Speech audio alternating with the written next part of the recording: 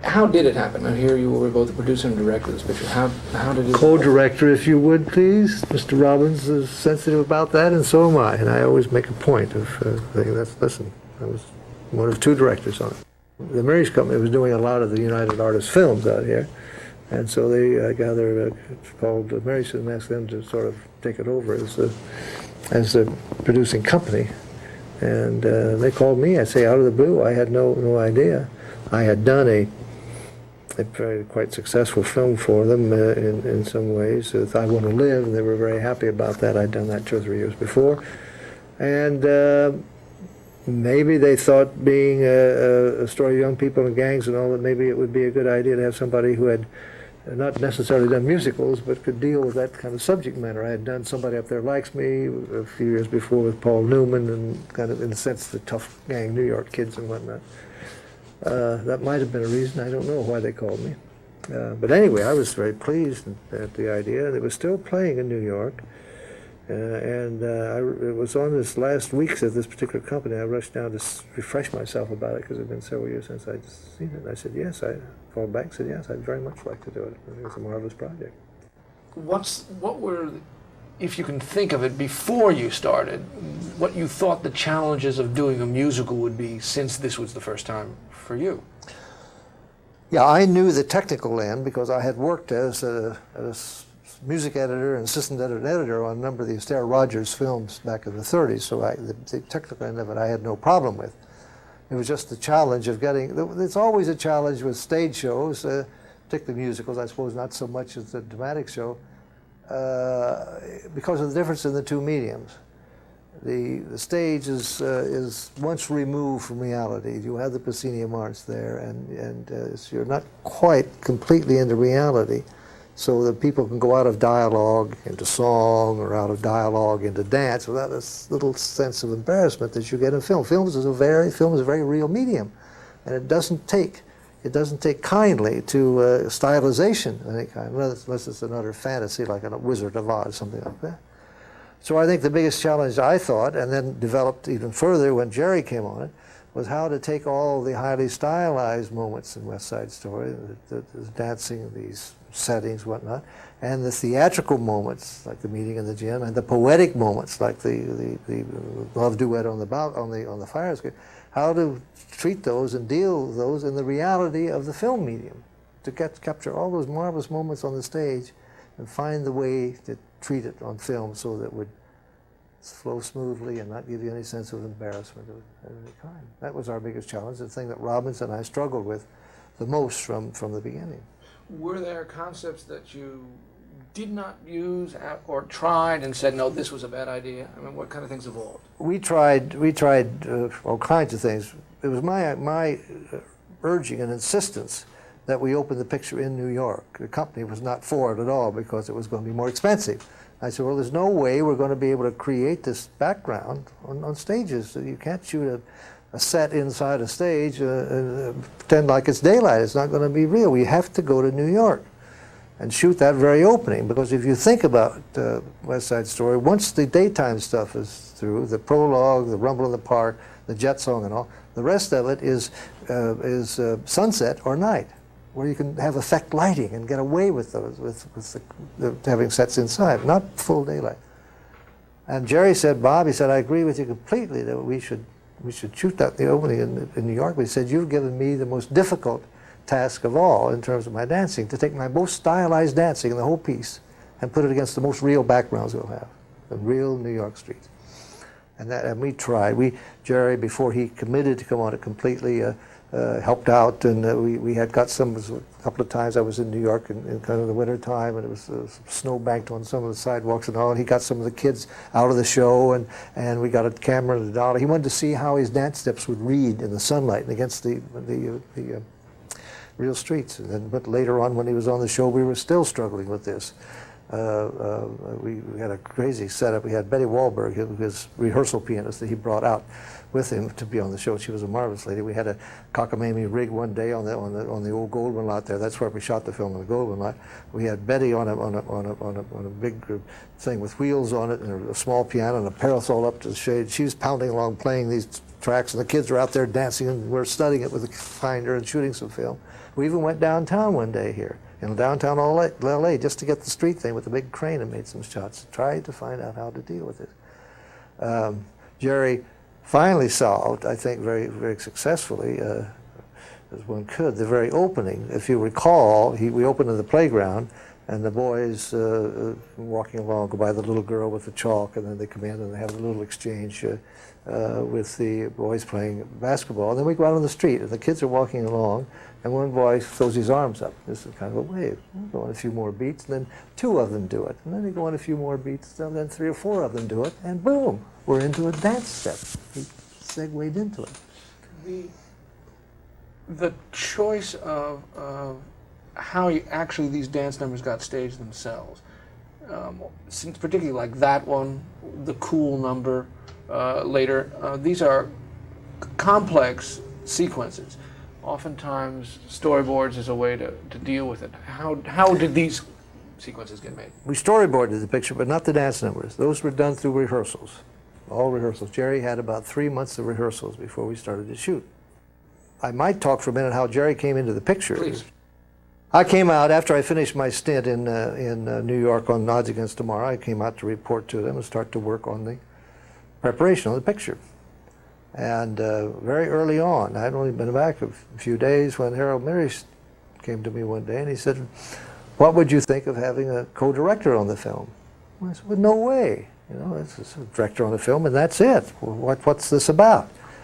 He said, "Well, Jerry Robbins, who, as you know, choreographed and directed the stage show, he has first refusal to do the choreography on the film, but he felt since he had such an integral part of creating the whole thing in New York and had also done the same job of directing and choreographing the National Company and the English Company, he feels he doesn't want to come out and just be a choreographer on the picture. Unless he can have more involvement in that, he'd rather pass."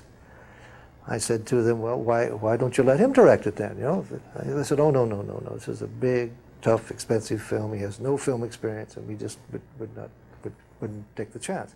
I said, "Well, I don't see any possibility at all." So I left that meeting, and I went home that night and almost literally took my producer hat off and looked in the mirror and asked myself, what's the best thing for this picture?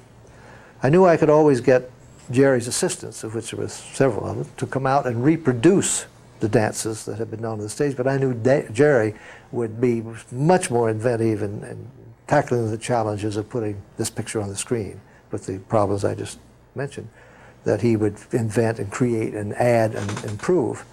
So I had to come back to myself with the answer. I said, well, if there's any way to get Jerry on this show and work out the problems, that'll be the best thing for the picture. I say this was the producer talking, who had to talk the director and me into accepting this kind of concept. And so did, so there ensued several months of meetings off and on in New York and down on the coast between Jerry and me, because he had his reservations about it too and about how it would work. But finally, after these tests I told you about and long discussions, we came to a working conclusion, an operation, which is the way it worked on the film. Jerry would have the say and be in charge of all the musical end of it. He would stage them, shoot them, do them. I would be there always to help him, give him any input I could on all that. I would do the book. He would be there to give me his thoughts and suggestions on the book. So that's the way that, and if there was any place where we met a real impasse, then it would be decided by the Mirishes and myself as producer. The aerial opening was my idea. I knew we had to show New York, and I didn't want that same old shot across the river and the bridge and the skyline, but I had to deliver it some way. And I suddenly got the idea, and I wonder what the hell this town looks like straight down from a helicopter. So we took one of those old New York Airways things, twin prop things, one night, and it looked great.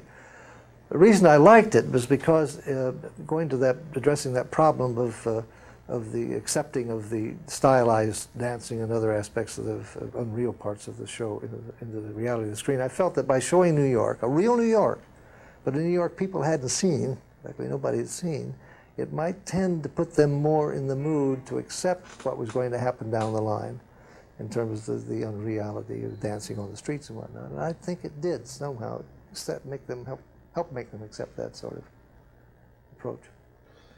We're in the evolution of this relationship, which is a tough one, obviously, Tough. to have two directors. What kind of conflicts emerge creatively, or is it personality that's the issue? Not creatively, we didn't have too much problem. Jerry was involved with us on the script. You know, he had his points on the script, and on with Boris Levin and all of us on the production design of the sets and whatnot. He had his input there. He was responsible for bringing Irene Sheriff into the picture to do the costumes, because she'd done the stage show and she did a wonderful job. She's a fine talent. So, and it was that. It was mainly personality, temperament. We got along quite well, basically all the way through. A few times, and I can't give you specifics, where we had little naughty and edgy things that came up, but nothing that became too serious at the time. When you actually then directed certain of the musical sequences, because obviously they had not all been done, yeah. What happened for you? What kind of experiences was this? Because I mean, you'd seen them rehearse, but this was not something you were going to enter. I don't think it was any more difficult or challenging, really, than doing any other kind of action sequence in a way, you know. I'd seen and been with Jerry when he shot the numbers that he did, like the Cool number and other things like that. I knew how he approached it. I knew how he used multiple cameras, as one does, as you know, when you have any kind of action going on. Most times you have 2 or 3 cameras. So it was just a question of studying it and studying each section as we went, each piece we went, and see how we could most advantageously put it on the scene, on the screen with 1, 2, or 3 cameras, what it was necessary. In the screenplay, what, if anything, got changed? How do you think it got adopted more for the screen? One major change, and this was Ernie's work, and made a big difference. In the stage show, the Krupke number came in the second act, after the tragedy, after the boys were killed. And the Cool number was in the front end, where Krupke is now, and the Cool number was used to keep the kids all fired up and all, and for the upcoming Rumble they were starting to set up. And Ernie said, and we all agreed immediately, this is crazy, you know, the comedy number should be in the first, and the Cool number, the dramatic number, should be in the second act, after the deaths of the kids, after the tragedy, and is used to keep these kids from falling apart there. So that was the one major structural change that we made. We said to Jerry about switching Krupke and Cool, I said, why does it end? Why didn't you do that with the show? He said, well, you know, we were thinking about doing it when we're out on tryouts. We thought, well, maybe we'll try it one time when we're out on the road and try finding a way to switch it to see. He said, but we opened in Washington, we were such a smash, we didn't want to touch it.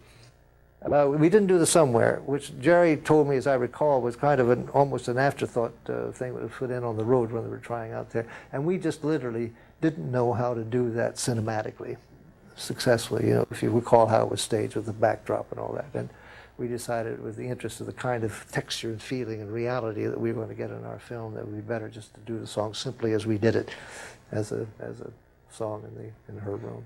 You made a conscious choice, stylistically, in the midst of the piece, to obstruct everything except your lovers a number of times.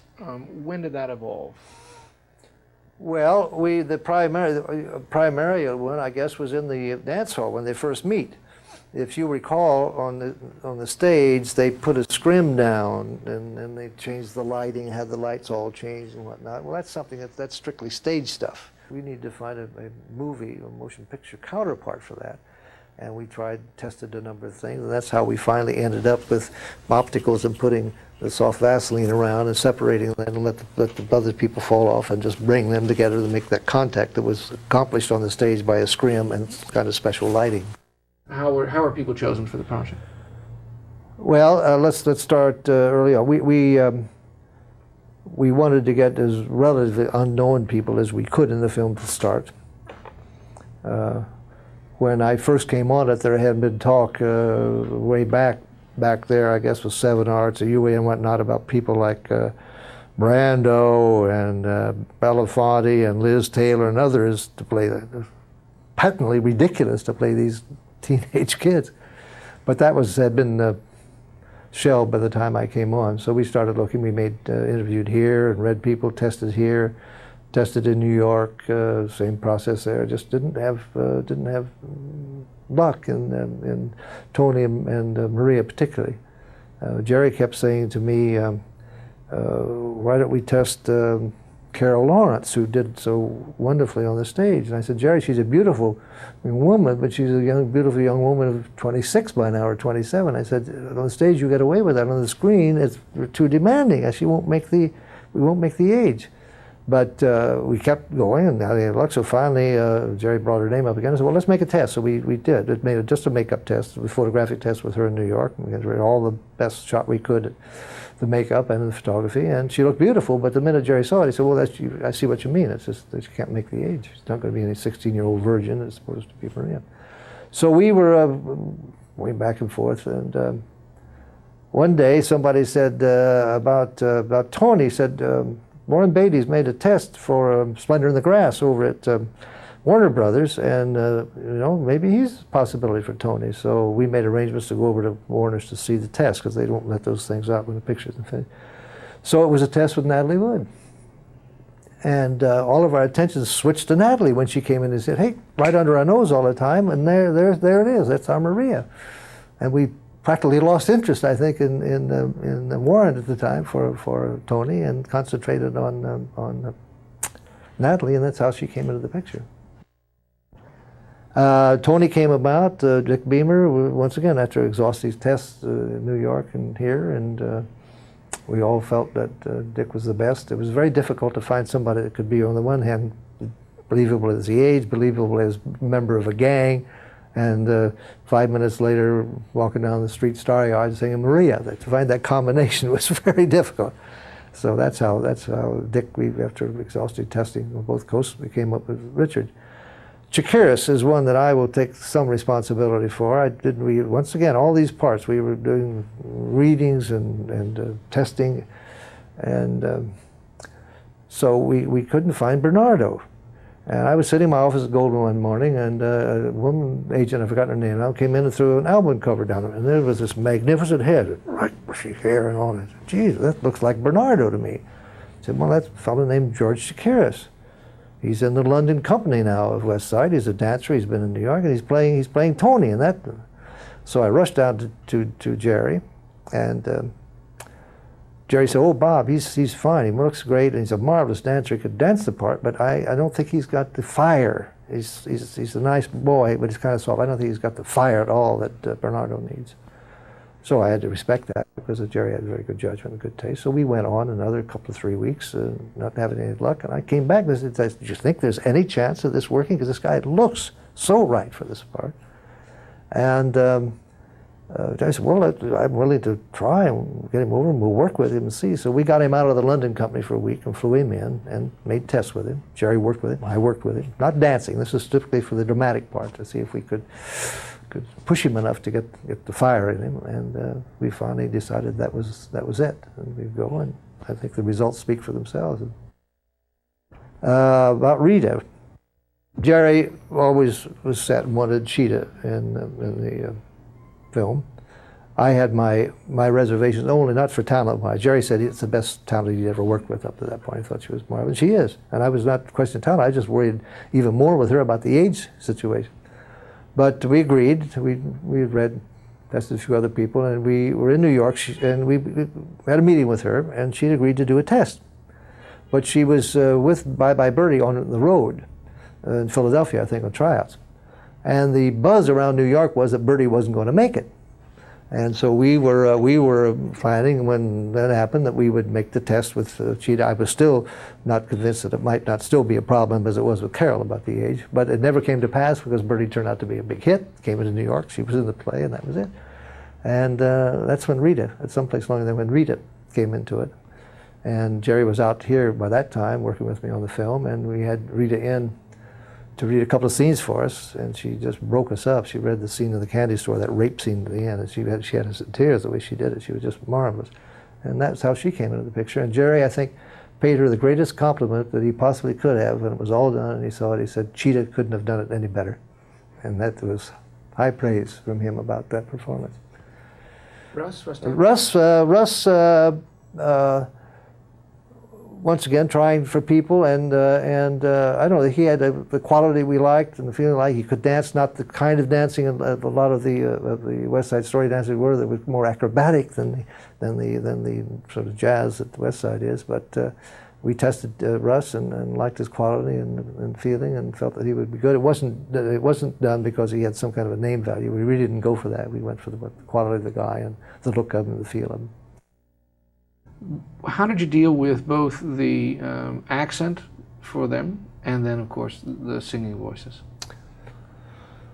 Of course, Natalie's voice was eventually dubbed by Marni Nixon. I say eventually because Natalie had a pretty good voice, and she was dying to do her own singing. And she in her playback, she was singing back, because all this was pre-dubbed, you know, with voices. She was singing back to about 75% of her own voice. There were just some passages that she couldn't manage, and Marni did those on the original pre-scoring. But in the final analysis, when we got the picture done, Natalie's voice wasn't quite good enough to sustain and hold there.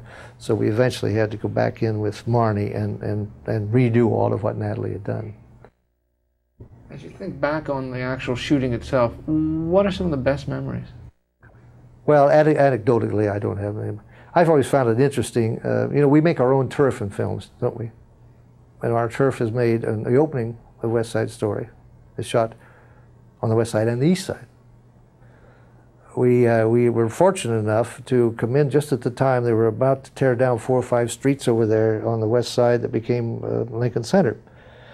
We were able to get 58th or whatever it was. A week before the contractor was going to tear it down, we were able to stop him and give him a little fee to go to another street and let us have that. So a good part of that, the red fronts there, that was the fire station that was on this street. We had that whole street, Jeremy, as a like a big backlot set. We controlled the whole thing, and it was beautiful, wonderful. But we didn't have the playground. It wasn't there. We couldn't get it. The playground that's in there is on East 110th Street. But by careful planning, where we were going to shoot what, a kid would jump up in the air on West 58th. The kids would, they'd come down on another shot over here in East 110th. And they'd climb over a fence this one section, and they'd be coming on the other side and the other. But when you put it all together, that's why I mean we make our own turf, is that everybody accepts that's all the west side. Would you like to, in thinking about it now, even shot more on the streets? No, I don't think so. I think not. We got what we needed there, because all the rest of it, that, you know, the candy store and the street and the playground was all a set on big stage 5, but we had to be lit for sunset. That's the only stuff that was shot sunset or night. So you can get away with that kind of thing. When you get away with it, you can make it real and convincing with that kind of effect lighting. Whereas when it's daylight and you have that sun pouring in directly on you, there's no hiding the fact that it's a set. In the shooting itself, what was the most, if you think about it, difficult part of the process? I suppose for me the most challenging part, the part I was the most nervous about, I suppose, was when I was shooting and photographing those numbers solo, and wanting to hopefully do as fine a job as has been done on the shows, on the numbers before that. Yeah. Did any of the actors need more assurance in the process? I think this was Natalie Wood's first musical experience. I mean, how, just in terms of that very issue of taking this reality and then going off into song, how did you handle them? I didn't discuss that with them very much. I just let them go. I didn't tell them what I considered the problems. You know, and by the way, in that area, there's several places where Ernie Lehman very carefully worked the dialogue over and rewrote it just a little bit so that the dialogue would be more naturally into the beginning of the songs of a lyric rather than. But I didn't discuss that problem with them. I just went straight ahead to do the thing. And what I always try to do, and I think we got Jerry to do this in the numbers too. I think one of the ways to get over that problem is never to start a song in the same setup that you had your dialogue preceding it in. I always try, where possible, and most times it works. If I'm in a group shot and the dialogue's going on and then we have a first line of song, I'd go to another angle, a close shot of somebody starting the song. It seems to help break it by not starting it in the same angle that you've had the previous dialogue scene playing in. In post-production, What were the issues that were the challenges for this? This in the editing and the recording, or actually all the music had been recorded, but I suspect there were still more things to be done. Yeah, we had all the underscoring, which once again Solly Chaplin would take care of primarily. I think mainly some of the transitions and some of the special visual effects gave us the most problem. The cutting, the editing was not anything out of hand. The very effective long trick dissolve from the dress shop to the gym. I don't know how many different versions we had of that. Lynn Dunn, who was a master at the optical printer and had been an associate of mine at RKO in my beginning days in the film business, Lynn did that, and we just kept trying and experimenting and seeing something that we didn't like. Well, how can we make it different? How can we improve it? We must have had over a period of 3 or 4 months, 8 or 10 different versions of that until we finally got the one that's in the picture. By the same token, how to separate Tony and Maria in the gym from the rest of the people. What we arrived at there on the screen you now see is the result of a lot of other processes we went through trying to get that very special quality that has been so successful on the stage. So once again, tests and trials and do it again and coming back and anticipating and waiting, maybe this is going to be the one. That was the biggest challenge of the post-production. There's always an anxiety when a picture is finished about what an audience is going to say. What processes of screening and previews did you go through on this picture? We had, of course, sneak previews. We did color negative and everything, had our final soundtrack done, but what we thought was final. But having grown up in the business in the 30s, 40s, I'm a great believer in the sneak preview, because you never really know what your picture is or how it's going to go over until you get it out in front of a real audience. You can have all kinds of runnings here in town with people in business and friends, associates, and family. You never know that audience in the theater has it sprung on them. We had been planning to go up to San Francisco to get it out of this area, but buzz got around town that we were going to go up there, so all the actors and agents and others were going to come up there. So we said, the hell with that. So we took it to the Midwest. We flew out on a Thursday, and we previewed Friday night in Chicago. Flew the next day to Minneapolis, the Mann Theater's there, and previewed it the same print, same thing, the next night. And it was great, I must say. But we found out a couple of things. We had one bad laugh. We had to come back and do a little judicious editing and redub a line that Doc said in the candy store. And like you find out in most of your previews, we came back and did about 40–50% of the sound job over, because it's different in the theater with an audience, and you can even anticipate it best in the dubbing room. But it was a very exciting evening. Both of them, they were fine previews, and boy, I tell you, at the end of that picture, you hear that whole audience sniffling, and hankies were coming out.